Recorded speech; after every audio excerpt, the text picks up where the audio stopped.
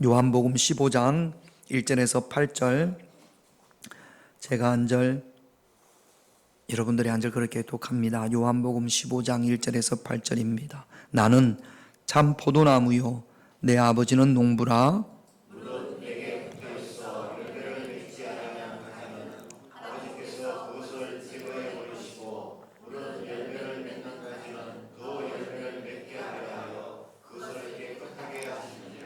너희는 내가 일러준 말로 이미 깨끗하여졌으니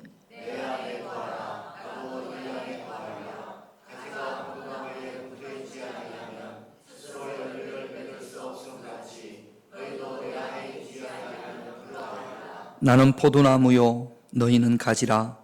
그가 내 안에 내가 그 안에 거하면 사람이 열매를 많이 맺나니 나를 떠나서는 너희가 아무것도 할 수 없음이라.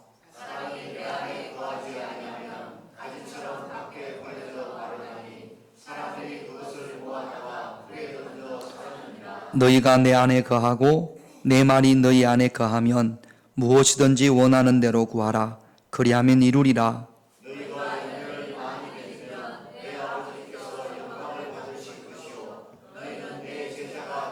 아멘. 우리 1절 2절을 다시 같이 읽겠습니다. 1절 2절입니다. 같이 있습니다.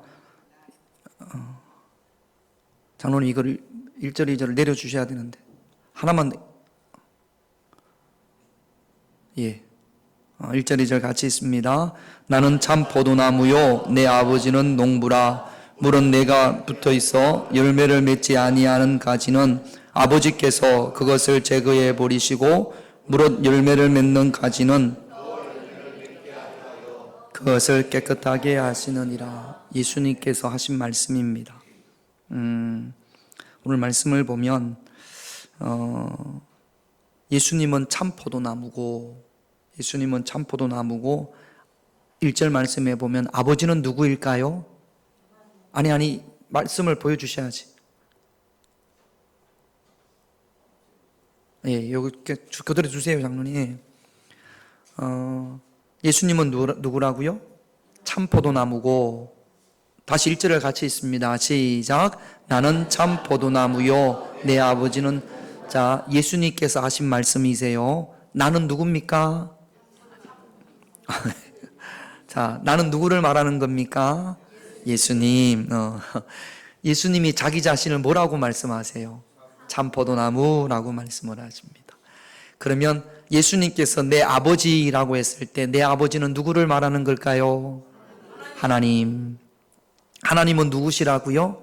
농부라고요. 그래서 하나님께서 참 포도나무 되시는 예수님을 이 땅에 보내셨습니다. 그리고 우리는 뭘까요? 우리는 말씀에 보면 가지라고 이야기합니다. 누구에게 붙어 있는? 예수님에게 붙어 있는 가지라, 그렇게 말씀을 하십니다. 자, 저 좀 보세요. 농부가 밭에다가 나무를 심는 이유, 포도나무를 심는 이유는 왜일까요? 왜 농부는 밭에다가 포도나무를 심을까요?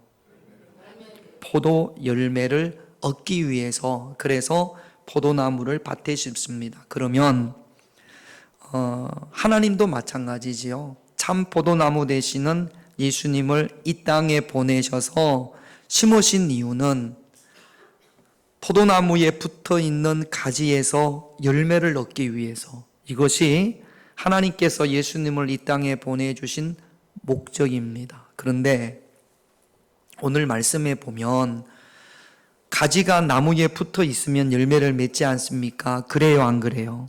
그래요. 가지가 나무에 붙어 있으면, 자, 여기 나무면 이렇게 붙어 있으면 열매를 맺는다라는 거예요. 그런데 2절 말씀에 보면, 2절 말씀을 여러분 봐보세요. 무릇 내게 붙어 있어 열매를 맺지 아니하는 가지. 나무에 붙어 있는데, 가지가 나무에 붙어 있는데 열매를 맺지 아니하는 가지가 있다라는 겁니다. 요 가지는 나무에 붙어 있는데 열매가 없고 뭐만 무성할까요? 잎만 한 거죠. 자, 여러분, 나무에 잎이 필요합니까? 안 필요합니까? 필요하죠. 잎이 없으면 그 나무가 살 수 있어요? 없어요? 없어요. 잎이 햇볕을 받아서 햇볕도 받고 또 산소도 받고 그렇게 해서 광합성 작용을 해서 그래서 열매를 맺는 겁니다. 선인장도 잎이 있는 거죠? 네. 가시가 잎인가요? 하여튼 저는 식물에 대해서 잘 모르겠습니다만 잎이 없는 나무는 있는지 모르겠습니다. 제가 알기로는 잎이 없는 나무는 없는 것 같습니다. 잎이 있어야 돼요. 그런데 잎만 있고 열매가 없으면 돼요, 안 돼요? 농부가 기뻐하지 않습니다. 열매 없는 나무를, 열매 없는 가지를 어떤 농부가 기뻐하겠습니까? 여러분, 우리가 신앙생활을 하면서 잎의 역할을 하는 것이 있어요. 우리가 하나님 앞에 드리는 예배가 우리의 신앙의 열매를 맺는 데 있어서 잎과 같은 역할을 합니다. 하나님께서 은혜를 주시잖아요. 우리가 예배를 드리면서 하나님으로부터 은혜를 받습니까? 안 받습니까? 은혜를 받습니다. 또 말씀이 잎과 같은 역할을 해요. 그래서 말씀을 통해서 은혜를 받습니다. 기도가 잎과 같은 역할을 해요. 기도해서 응답을 받을 때 그때 우리가 얼마나 많은 은혜가 되는지를 모릅니다. 예배를 드리고 기도를 하고 말씀을 듣고 때로 하나님께서 우리에게 치유도 해주시고 또 하나님께서 우리에게 은사도 주십니다. 우리가 신앙생활을 하면서 열매를 맺는 데 있어서 이런 것들이 잎과 같은 역할을 하는 거죠. 예배의 잎이 풍성하고 기도의 잎이 풍성하고 또 하나님이 주신 축복의 잎이 풍성합니다. 그런데 열매는 없습니다. 이런 열매 없는 나무는 결코 농부 되시는 하나님을 기쁘시게 할 수 없는 거죠. 자, 그러면 우리가 신앙생활을 하면서 맺어야 될 열매에는 어떤 것들이 있을까요? 성경에 보면 열매라는 단어가 많이 기록되어져 있습니다. 신약 성경에도. 그런데 너희들이 이런 열매를 맺어야 돼 라고 구체적으로 요런 열매, 요런 열매, 요런 열매, 우리가 맺어야 될 열매는 이런 것들이 있어 라고 기록된 성경은 딱 한 군데밖에 없습니다.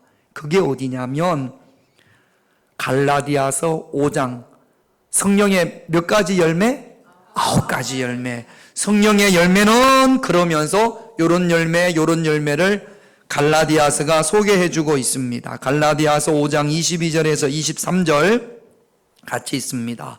오직 성령의 열매는 사랑과 희락과 화평과 오래 참음과 자비와 양성과 충성과 온유와 절제니 이 같은 것을 금지할 법이 없느니라. 사랑은 잎이에요, 열매예요? 열매예요.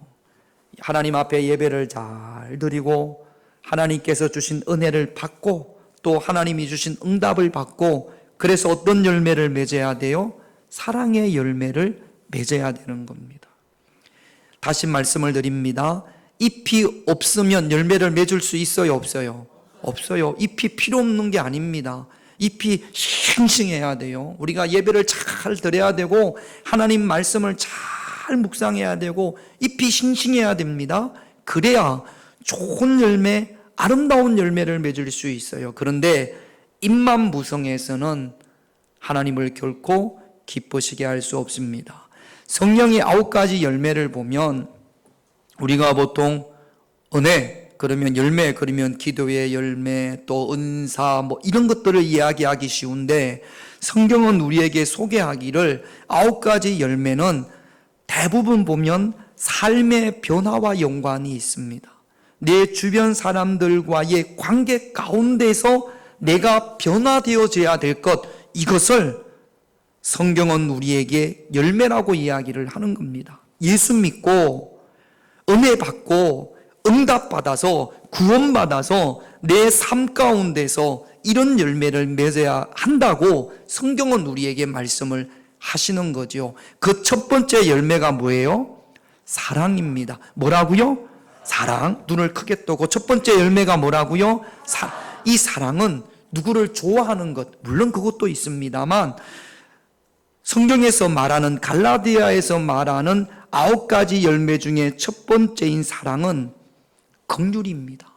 긍휼히 여기는 마음, 영혼에 대한 긍휼히 여기는 마음, 사람에 대한 긍휼히 여기는 마음, 이것이 사랑의 열매예요.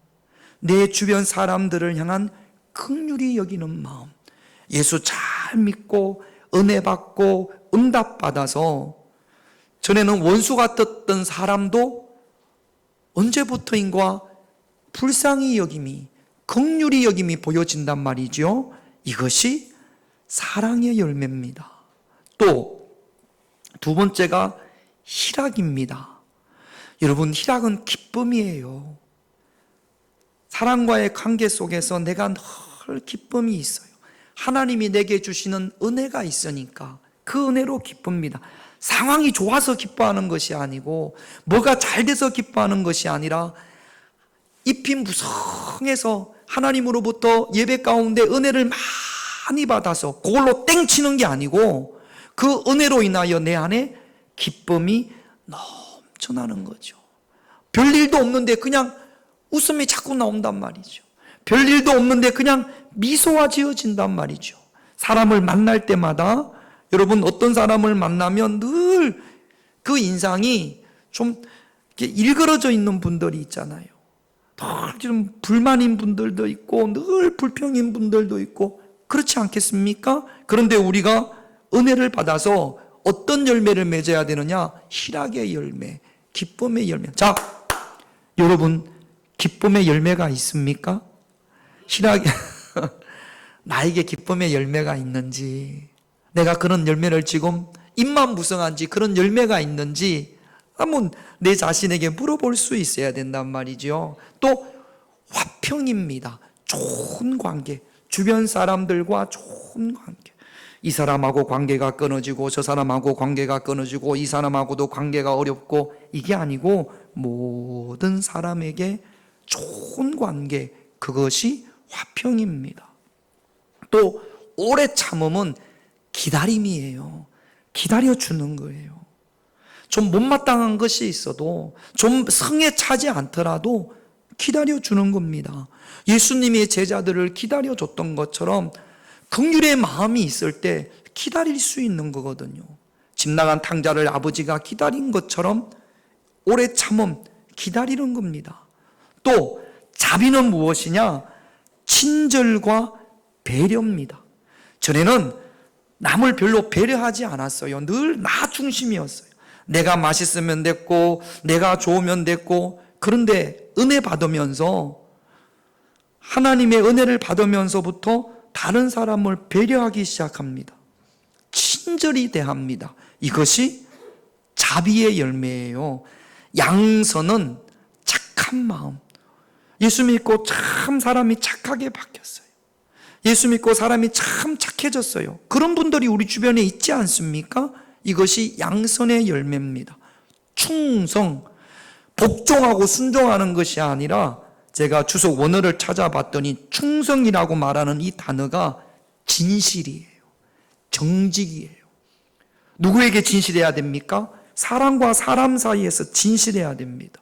누구에게 정직합니까? 사람과 사람 사이에서 정직해야 됩니다. 진실하려고 노력하고 정직하려고 노력하고, 정직의 반대가 뭐예요? 거짓이에요. 예수 믿는 사람들이 거짓말 해요, 안 해요? 안 그래요. 난 좀 많이 한다. 난 거짓말을 좀 많이 하는 편이다. 나 예수 믿고 그래도 거짓말이 많이 줄었다. 우리 선생님 한 분만 드시네.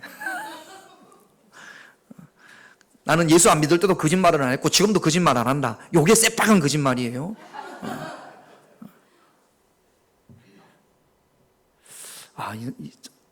거짓말 안 하면 신뢰할 수가 없죠. 그렇죠? 자꾸 거짓말하는데 어떻게 신뢰를 할 수가 있겠습니까? 그런데 보인단 말이죠. 이 사람이 좀 손해가 나도 손해볼까 봐 우리가 거짓말을 하잖아요. 정직하지 않잖아요.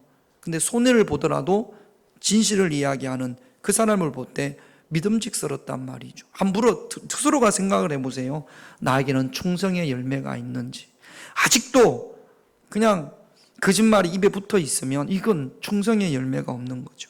그 다음에 온유, 부드러움입니다. 요즘 제가 우리 교회에 그 말퉁모라고 말을 퉁명스럽게 하는 모임이 있다고 그랬어요. 세 분이 있다고 그랬습니다. 서영숙 전도사님, 김용래 권사님, 저도 여기 세 명이 회원이고요. 여기 고문이 한 분 계세요. 이건 그냥 제가 정한 겁니다. 그 고문이 누구냐면 이청자 권사님이 고문이에요. 말을 예쁘게 부드럽게 잘 못한다. 이청자 권사님 그렇죠? 본인 생각에도 그렇죠?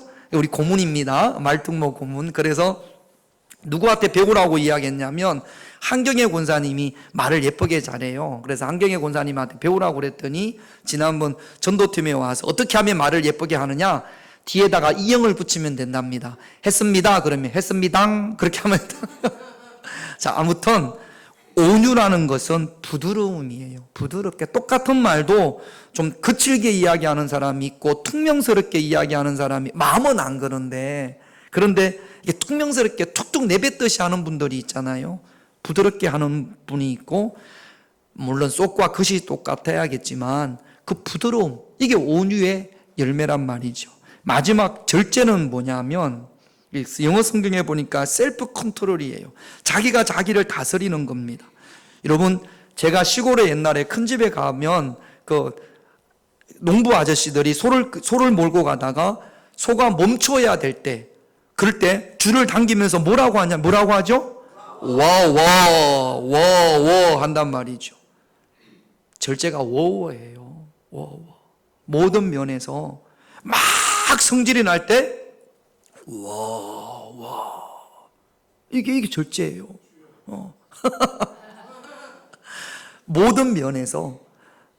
그래서 이런 열매가, 아니 옛날에도 워워가 안 됐고 예수를 10년 20년 믿었는데도 아직도 워워가 안 됐어요. 화가 나면 막 어쩔 줄을 모릅니다. 어떤 열매가 없는 거예요? 절제의 열매가 없는 거죠. 그래서 예수를 믿으면 욱 하는 것도 옛날보다 많이 없을 수는 없습니다. 그러나 욱 할 때도 스스로 절제할 수 있어야 돼요. 이것이 열매입니다. 여러분, 예배는 풍성한데, 예배를 얼마나 많이 드리는지 몰라요. 기도는 풍성한데, 말씀은 풍성한데, 이런 삶의 열매가 없는 그리스도인, 이들이 곧 나무에 붙어 있는데, 가지가 나무에 붙어 있는데, 잎은 많은데 열매가 없는 거죠. 이런 열매는 하나님께서, 아버지께서 제거해 버리신답니다.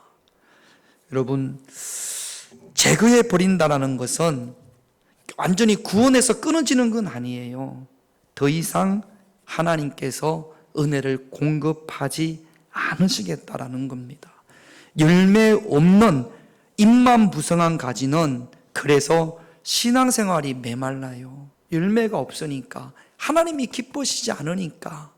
여러분, 예수님께서 나에게 붙어 있으면서 열매 없는 가지를 말씀하신단 말이죠. 우리는 모두 예수님에게 붙어 있습니다. 구원받은 우리는 모두 참포도 나무 되시는 예수님께 붙어 있는 가지예요. 그런데 어떤 가지는 열매가 주렁주렁 달려 있고, 어떤 가지는 열매가 별로 없고, 또 어떤 가지는 열매가 전혀 없는 그런 모습일 거란 말이죠. 6절 말씀을 한번 읽어볼까요? 오늘 본문 6절 하나만 내리시면 됩니다. 장로님, 그냥 누르시면 되는데 위로 올라가서 5절 6절 자, 6절이 있으니 같이 있습니다. 사람이 내 안에 거하지 아니하면 가지처럼 밖에 버려져 마르나니 사람들이 그것을 모아다가 불에 던져. 그래요. 예수님이 제거하니까 그냥 말라버리는 거죠. 그래서 사람들이 모아다가 불에 던진다라는 겁니다. 더 이상 사람들이 기대도 하지 않고 인정하지도 않는 거죠. 열매 없는 가지는 더 이상 사람들로부터 그리스도인이라 하나님께 속한 사람이라 일컬음을 받지 못하는 겁니다. 여러분 명심하고 또 명심하십시다. 이미 하나님께서 저와 여러분들에게 많은 은혜를 베풀어 주셨습니다. 치유도 해 주셨습니다. 응답도 해 주셨습니다. 축복도 주셨습니다. 그런 은혜를 통하여 이게 열매와 관계되어서는 잎사귀와 같죠. 이런 많은 잎사귀를 통해서 성령의 9가지 열매, 풍성한 열매를 맺어 하나님께 영광을 올려 드릴 수 있는 그런 저와 여러분들이 되시기를 주님의 이름으로 축원드립니다. 반면에 열매를 많이 맺는 가지가 있어요. 2절 말씀을 한번 볼게요. 2절 같이 있습니다. 물은 내게 붙어 있어 열매를 맺지 아니하는 가지는 아버지께서 그것을 제거해 버리시고 물은 열매를 맺는 가지는 더 열매를 맺게 하려 하여 그것을 깨끗하게 하십니다. 더 열매를 맺는 가지는 더 열매를 맺게 하려 하여 그것을 깨끗하게 하시느니라 그랬습니다. 여러분 쉽게 설명을 해드릴게요. 지금 우리 교회 예배 마치고 교회 밖에 나가면 화단, 우리 교회 조그마한 화단이 있잖아요. 거기에 딸기가 심겨져 있어요. 그래가지고 여러분 보시면 어떤 딸기가 빨갛게 이렇게 익었습니다. 이렇게 빨갛게 익었어요. 근데 여러분 흙은 지저분해요, 깨끗해요? 지저분해요. 그러니까 딸기가 흙에 이렇게 누여 있으면 온갖 먼지도 다 먹고 지렁이도 지나가다가 쓱 건들 거고, 그 다음에 또 무슨 막 다리 막 여러 개 달린 그런 벌레들이 지나가고 먹고 그런단 말이죠. 그러다 보니까 보세요, 보면 요 딸기가 익어가면 딸기를 예쁜 깨끗한 돌 위에다가 이렇게 얹어 놓습니다. 왜 그렇습니까? 깨끗해지라고, 열매를 더 잘 맺히라고. 포도나무 열매도 마찬가지라는 거예요. 땅에 이렇게 열매가 맺히면 무거우니까 땅에 이렇게 내려앉지 않습니까? 이런 것들을 잘 올려줘서 열매가 더 많이 맺을 수 있도록 농부가 그렇게 보호하고 가꾼다라는 이야기입니다. 여러분, 우리가 열매를 많이 맺을 때 어려운 환경 가운데에서도, 힘든 상황 가운데에서도 그 가지가 좋은 열매를 맺으면 농부가 볼 때 이쁠까요? 안 이쁠까요? 너무 이쁘겠지요. 대견스럽겠지요. 그래서 그 가지로 하여금 더 좋은 열매를 맺을 수 있도록 하나님께서 은혜도 주시고 복도 주시겠다라는 겁니다. 여러분, 구약에 보면 요셉을 한번 생각을 해보세요. 요셉이 형들에 의해서 노예로 팔려갑니다. 그래서 보디발의 집에 팔려갔을 때 그때도 요셉은 그 집에서도 좋은 열매를 맺어요. 하나님께서 요셉과 함께 하심으로 그렇게 표현되어져 있습니다. 억울하기도 하고, 그 다음에 분노도 일끄고 형들에 대한 복수심도 있고 그럴 텐데 전혀 그런 모습이 없고 아름다운 열매를 맺습니다. 또 억울하게 누명을 쓰고 감옥에 갇혔을 때도 그 감옥 안에서도 요셉은 좋은 열매를 맺습니다. 그랬더니 하나님께서 더 귀한 열매를 맺으라고, 요셉의 온 식구를 기근에서 건져내라고 하나님께서 요셉을 애굽의 총리로 세우셨습니다. 그러니까 좋은 열매를 맺으면 하나님께서 더 많은 열매를 맺게끔 하신다라는 말씀이세요. 그러면 우리가 어떻게 하면 이런 좋은 열매를 맺을 수 있을까? 사랑과 희락과 화평과 오래 참음과 이런 좋은 열매들을 어떻게 하면 맺을 수 있을까? 5절 말씀을 한번 보겠습니다. 5절 같이 읽습니다. 나는 포도나무요 너희는 가지라. 그가 내 안에 내가 그 안에 거하면 사람이 열매를 많이 맺나니 나를 떠나서는 너희가 아무것도 할 수 없는. 주님이 우리 안에 거하시면 된다네요. 예수님이 내 안에 거하시면 된답니다. 예수님을 내 마음 안에, 내 속 안에 집어넣어야 되는데 예수님을 어떻게 우리 속에 집어넣겠습니까? 예수님을 먹을 수도 없고 이렇게 잘라가지고 안에 집어넣을 수도 없고, 예수님과 어떻게 하면 동행할 수 있을까요? 여러분, 거한다라는 것은 동거하는 것을 말합니다. 여러분, 사람이 한 집에 같이 살면 그러면 뭐 오늘 점심은 먹을 건지 TV를 보면서도 이야기도 하고 그러면서 서로를 알아가지 않습니까? 다툼도 있지요. 갈등도 있지요. 그러면서 이겨내면서 점점점 많이 알아가는 겁니다. 그러면서 저 사람이 좋아하는 것이 무엇인지를 알게 되는 것처럼 예수님과 동행하게 될 때 내가 예수님을 더 알게 되고 또 예수님도 우리에 대해서 더 알게 되겠지요. 그러면 어떻게 하면 예수님과 함께 할 수 있을까요? 보이지 않는 예수님과 함께 한다는 게 도대체 어떤 걸까요? 중요합니다. 잘 들으셔야 돼요. 중요합니다. 너무너무 중요합니다. 요거 끝나고 조세요. 요거 끝나고 조셔야 돼. 자, 7절 말씀을 한번 볼게요. 같이 있습니다. 너희가 내 안에 거하고 내 말이 너희 안에 거하면 무엇이든지 원하는 대로 구하라. 그리하면 이루리라. 여기 오늘 말씀에 보면 너희가 내 안에 거하고 내 말이 너희 안에 거하면 내 말은 뭐예요? 예수님의 말씀이에요.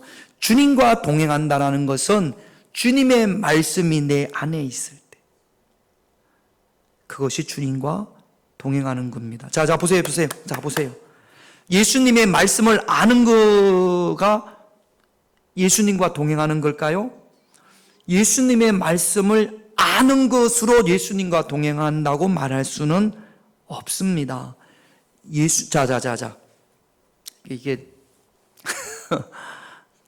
누구 집을 한번 이야기 자, 우리 전도사님 이야기 물어봅시다. 전도사님,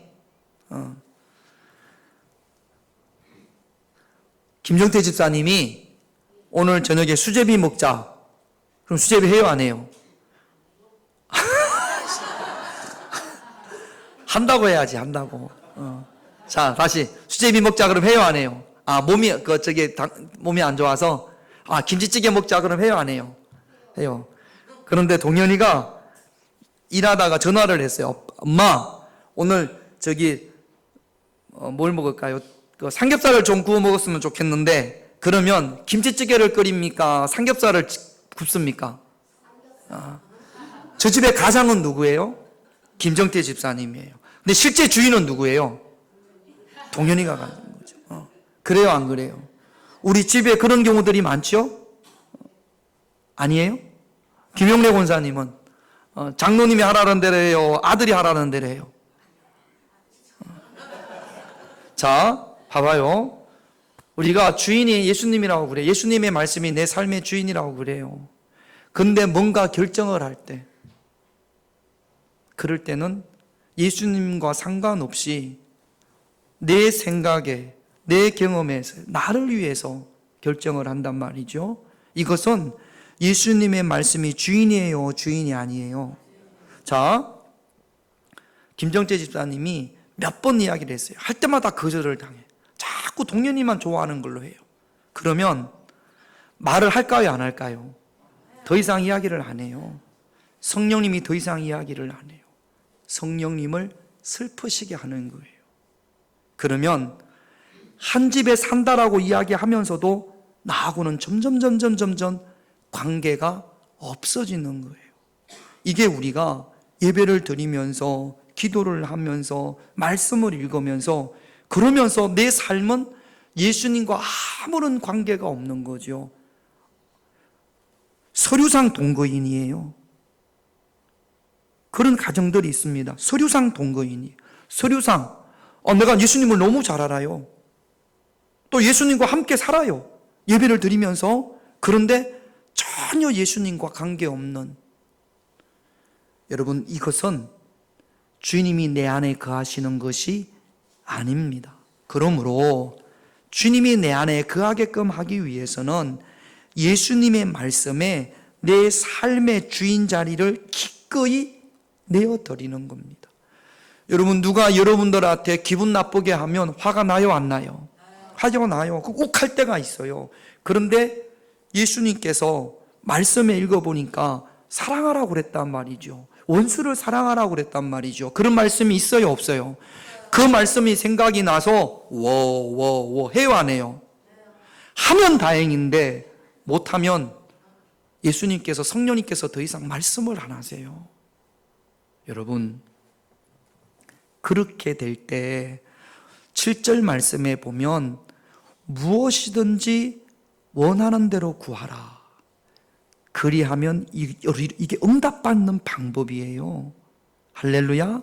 자, 제가 금요일도 말씀을 드렸습니다. 우리 장로님, 유원아 장로님하고 김용래 권사님이 있으니까, 자, 장로님, 김치찌개가 너무 드시고 싶어가지고 우리 김용래 권사님한테 여보, 김치찌개 좀 오늘 먹었으면 좋겠는데, 그렇게 이야기를 했더니 장로님, 김용래 권사님이 여보, 내가 김치찌개를 끓이려고 하는데 돼지고기가 없어요. 돼지고기 좀 사줄래요? 그러면 사갑니까, 안 사갑니까? 네? 내가 좋아하는 뭘 끓이니까? 김치찌개를 끓이니까. 그런데 김치찌개가 먹고 싶다고 하는데 김용래 권사님이 미역국 끓일게, 미역국 좀 사와라 그러면 기분이 좋아요, 안 좋아요? 그러면 미역 사옵니까, 안 사옵니까? 안 사온다고 해야 돼. 사옵니까, 안 사옵니까? 에? 안 사오지. 자, 보세요. 제가 여러분 이해를 돕기 위해서, 김용래 권사님이 김치찌개를 끓이려고 하는 것이 누구를 위한 것이에요? 장로님을 위한 거예요. 그런데 뭐가 필요해요? 돼지고기가 필요해요. 우리 기도가 그런 거예요. 주님을 위하여, 내가 주님을 기쁘시게 하기 위하여, 주님을 위하여 해야 되는데 부족한 것이 있어요. 그것을 구하는 겁니다. 그러면 주님이 그 기도를 들으면 이걸 누구를 위한 거예요? 예수님을 위한 거예요. 그러면 들어주시겠어요, 안 들어주시겠어요? 들어주시는 거죠. 말만 해, 얼른 갔다 올게, 그러신단 말이죠. 여러분, 내가 원하는 것이 예수님의 말씀이 내 안에 있을 때, 그 말씀에 내 삶의 주인 자리를 내어드렸을 때, 사실은 내가 원하는 것이 아니고, 내가 원하는 것 같지만 내 기도 제목이지만 내가 원하는 이것이 누가 원하시는 거예요? 예수님이 원하시는 거예요. 그러므로 이것은 예수님께서 나를 통해서 주님의 뜻을 이루어 가시는 겁니다. 할렐루야. 주님의 뜻을 이루는데 이게 필요해요. 주님의 뜻을 이루는데 건강도 필요하고, 주님의 뜻을 이루는데 지혜도 필요해요. 구할 때 하나님께서, 주님께서 무엇이든지 구하면 그게 주님이 원하시는 것이니까 응답해 주시겠다라고 말씀을 하시는 겁니다. 기도 응답이 안 되는 많은 경우가 있겠지만 자꾸 주님과 상관없이, 예수님은 김치찌개인데 나는 자꾸 된장찌개라고 이야기하니까 예수님께서 안 들어주시는 거지요. 그 주님의 뜻이 아니니까. 주님의 말씀이 내 안에 거하심으로 내 삶의 주인이 주님의 말씀이 됨으로 말미암아 주님의 뜻을 이루어 갈 수 있는 그런 저와 여러분들이 되셔야 될 줄로 믿습니다. 주님께서 나를 통해서 당신의 뜻을 이루어 가시는 겁니다. 8절을 한번 볼게요. 8절 같이 있습니다. 너희가 열매를 많이 맺으면 내 아버지께서 영광을 받으실 것이요, 너희는 이렇게 주님의 뜻을 이루어 가면 하나님께서 영광이 되고, 우리는, 그런 저와 여러분들은 주님의 제자라 일컬음을 받게 된다고 말씀하십니다. 주변 사람들로부터 주님의 제자라 인정받는다는 거죠. 말씀의 다스림을 받음으로, 그래서 하나님께 영광을 돌려드림으로 많은 사람들로부터, 세상 사람들로부터 그리스도인이라, 주님의 제자라 일컬음을 받을 수 있는 그런 저와 여러분들이 되시기를 주님의 이름으로 축원드립니다. 한국의 초기 선교사 중에 사무엘 무어라는 분이 계셨답니다. 이 무어 선교사님은 이 조선 백성들과 참 잘 어울리고, 다른 선교사들보다도 이 조선말을 빨리 습득을 했답니다. 1895년도에 서울에 콜레라가 유행했는데, 하루는 이 무어 선교사가 가르치는 학교에 학생 하나가 헐레벌떡 뛰어왔습니다. 백정 박씨의 아들이에요. 이 아들이 뭐라고 그러냐면, 선교사님, 우리 아버지가 죽게 됐습니다. 우리 아버지 좀 살려주세요. 그렇게 막 눈물을 흘리면서 사무엘 무어 선교사님에게 부탁을 합니다. 이제 백정의 아들이니까 지금 병이 든 아버지도 백정이겠죠. 장티푸스가 걸렸어요. 그때만 하더라도 장티푸스가 걸리면 많이 죽었던 모양입니다. 무어 선교사님이 한달음에 재중원 의료 선교사였던 에비선인 의사였습니다. 에비선에게 부탁을 합니다. 이 에비선은 고종 황제의 주치였답니다. 살려달라, 고쳐달라. 그래서 이 사무엘 무어 선교사님이 에비선을 데리고 가서 통역을 하면서 몇 날 며칠 치료를 해주면서 백정 박씨가 치료가 됐어요. 그리고 치료가 되고 나서 예수를 믿었습니다. 이때도 이거 방송에 한번 나오더라고요. 이 무어 선교사가 에비선을 데리고 갈 때 사람들이 다 반대했습니다. 아니, 황제를 치료하는 의사가 어떻게 백정을 치료해 줄 수 있냐. 그렇게 이야기하자 에비선은 모든 생명에는 경중이 없다. 무겁고 낮음이 없다. 그러면서 에비선을 데리고 가서 치료를 해줬답니다. 치료받은 백정 박씨는 고해 4월에 부활절에 세례를 받고 곤당골 교회, 그 당시 교회 이름이었던 모양입니다. 교인이 됩니다. 근데 문제가 생겼어요. 백정이 교회를 오니까 그 교회는 그동안 그 교회 교인들은 대부분 중상청 양반이었는데 백정이 오니까 양반과 백정이 함께 그 당시 예배 드릴 수가 있었어요, 없었어요? 난리가 난 겁니다. 어떻게 백정이 오냐? 그래서 우리 교회는 백정을 받을 수 없다. 교인들이 막 들고 일어났습니다. 무어 선교사님이 귀천이 없다. 우리는 하나님 안에서 다 같은 형제이다. 하나님의 자녀이다. 설득을 합니다. 그러니까 그 양반이라고 하는 들이 우리는 그러면 교회를 나올 수 없다. 그리고는 교회 출석을 거부했습니다. 백정이 나오면 우리는 교회를 나올 수 없다. 계속 설득을 하니까 뭐라고 하냐면 그러면 자리를 구분해 달라. 옛날에는 남녀 사이에 가름막이 있었던 모양입니다. 남자 따로 여자 따로 있는 것처럼 신분의 귀천에 따라서 자리를 배정해 달라. 백정이 앉는 자리, 양반이 앉는 자리.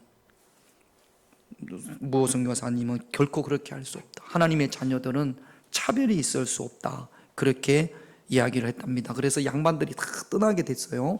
그런데 또 놀라운 것은 그 이야기를 듣고 백정들이 또 그 교회에 많이 등록을 해서 백정들이 예수를 믿기 시작을 했답니다.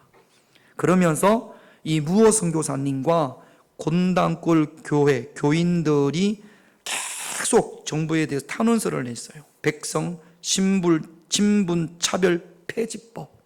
그렇게 해서 이들의 노력으로 고종 황제가 백정 신분에 대한 차별을 하는 것을 없앴다고 합니다.